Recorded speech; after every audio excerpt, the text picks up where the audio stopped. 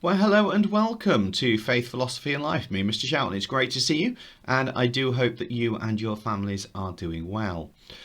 We're going to start with a moment of reflection. Why? Because it's a good thing to do. I wonder where you can see good in the world today, and I know that it's quite difficult to see that in some places, but have a think. What's good in the world around you? Who or what gives you hope? And who are the friends that you can rely on? Have a think of that. Go and grab your pen and paper, because here's our cheesy intro music.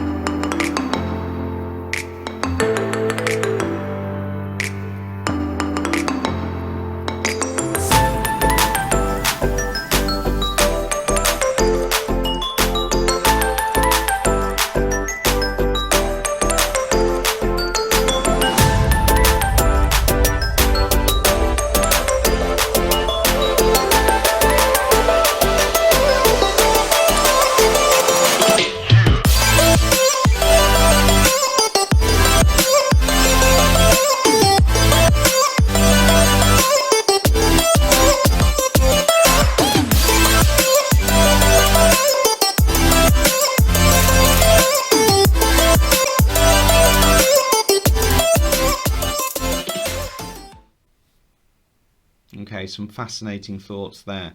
There's lots and lots of good in the world today. However, it is obviously quite difficult at some points as well. But hopefully you've got friends. I've got one, and I'm very grateful for him. And I've got cats, and the cats are, well, they're just around if they want something. They're actually not very good friends at all. Anyway, so what I'd like you to do is I'd like you to draw a picture of a deer lamp. Probably not pronouncing that correctly. If you don't want to draw it, there is one in the description below that you can download that you can type all over. And I want you to think about this. What do you know about Diwali already? Okay, what do you know about Diwali already? And just using a colour, write down around that whatever you know about Diwali. And if you don't know anything, then you can't write anything, but at least you've got a pretty picture of a lamp in front of you. So I'm going to ask you as we go through this lesson to obviously pause me and then unpause me when you've done that task. And let's do that now. So pause me and then unpause me when you're done.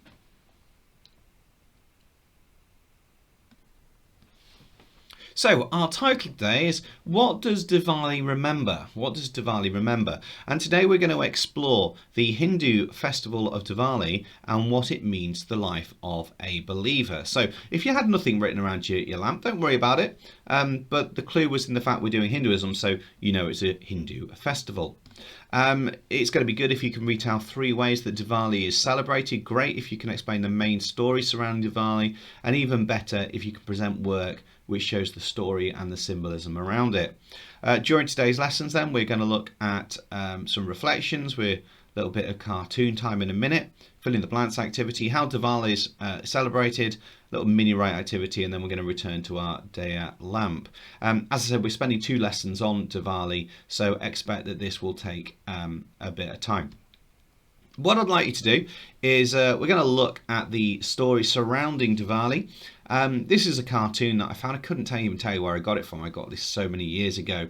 But I'd like you to watch this, and then that will give you some ideas for the task that we're going to complete afterwards. So pin back your ears, sit back, relax. You don't have to write anything down, and let's watch this together.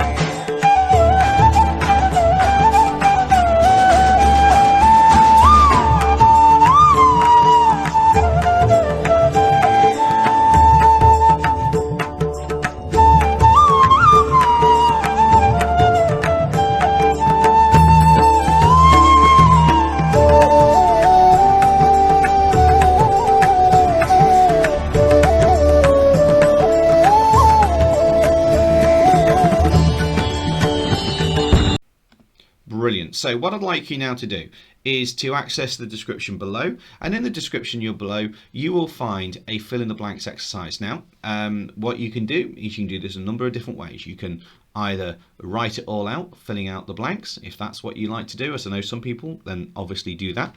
Some of you might be able to print it off and then you can just write the words in, and some of you would rather just write the words in yourself. So let's do that now. It's taken from the BBC. I've not done this one myself, I'm not going to lie. And let's just get that completed. So pause me now while you do that. It's all in the description below.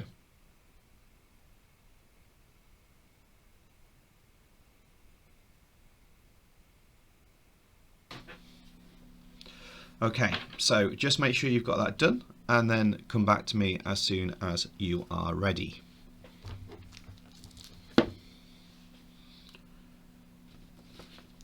Okay, so I'm going to go over the answers with you. So Rama was the son of the king Dasartha. She begged him to grant her wish. The king was forced to banish Rama to the forest with his wife and brother. Rama's wife was called Sita. They loved each other very much, but the demon king Ravana wanted to spoil their love. His sister wanted to marry Rama. She was very jealous of Sita. Ravana used magic to trick Sita away from Rama. His friend described himself as a golden deer. Sita then saw the deer and loved it. She wanted Rama to capture it for her. While he was hunting the deer, Ravana captured Sita. Rama was very upset, as you would be, and searched everywhere for Sita. He went to ask Hanuman, the monkey god, for help. Hanuman searched for a long time. At last he found Sita, and she was watched over by many guards. She was unhappy.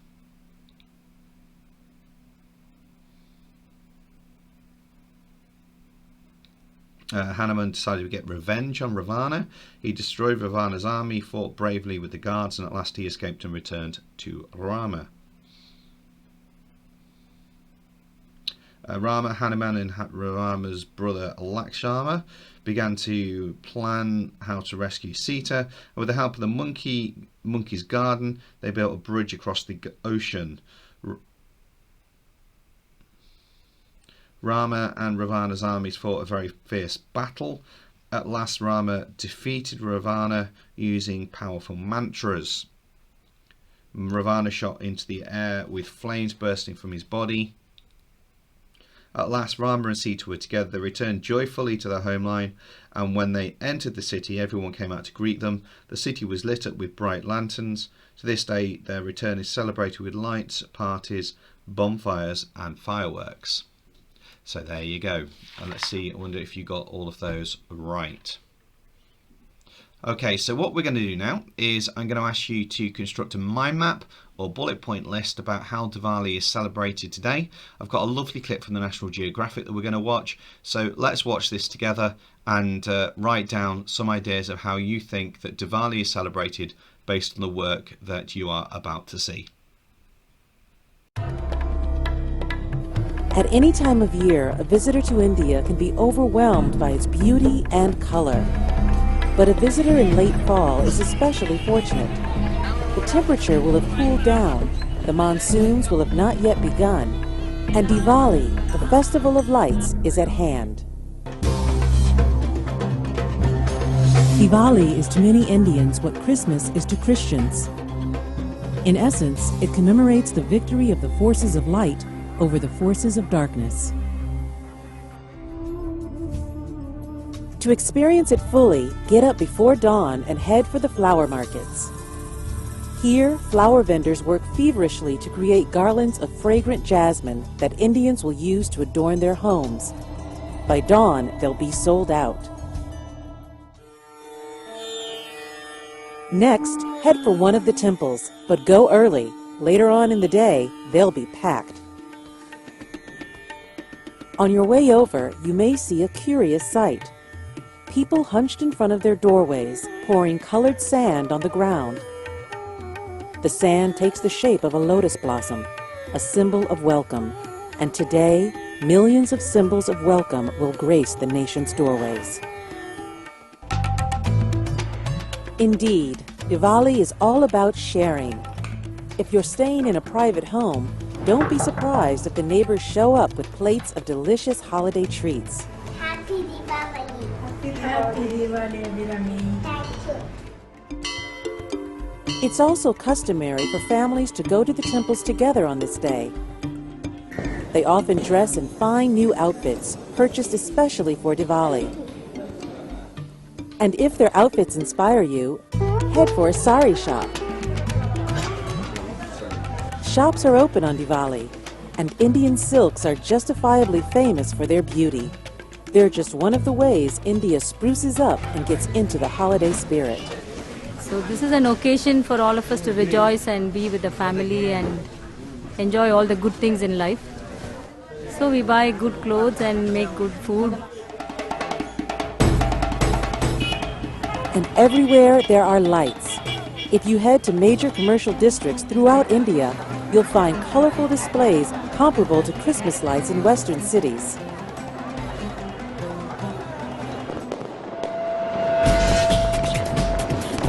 Some cities also put on spectacular public displays of fireworks, like this one in Delhi.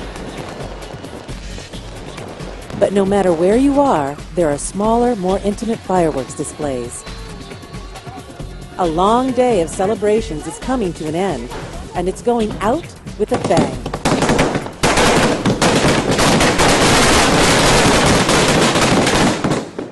Okay, so what we've done so far is we've thought about some reflections, we've watched a little cartoon, fill in the blanks exercise, and how Diwali is celebrated.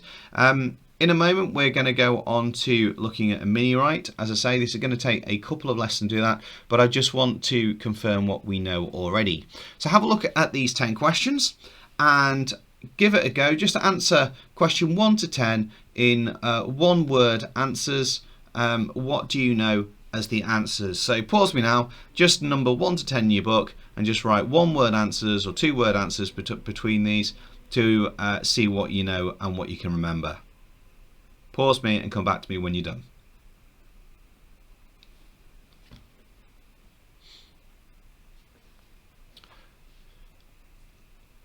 Okay, so I'm going to start going through those answers now so you can just check that you know those correctly. So number 1 is Rama and Sita. Number 2, Hanuman's the name of the monkey god. Number 3, it was a bow and arrow. Number 4, Lakshman, it was Rama's brother. Number 5, it was Lakshmani. It was the goddess of wealth, peace and prosperity. Number 6, Devas. Number 7, number 8, number 9, and number 10. There we are. Just wondered how many of those that you got. So this is sort of our almost final activity. You've got a choice of approaches here. It's describe how a Hindu might celebrate Diwali and the symbolic meaning behind these celebrations. As I've said to you, I know we're spending 2 lessons on this, so don't panic if it's all a little bit overwhelming. I'm going to unpack it more next time. So I'd like you to have a go at answering that question. If you'd rather, I've split the question down into 2. How is Diwali celebrated and why is it important to Hindus? Give yourself 10 minutes or so to give this an answer. You know how long you've got left of this lesson. I've got one more thing to do, so save yourself a couple of minutes before the end of your time. So pause me now and let's get an answer to that question, however you choose to do that in your book.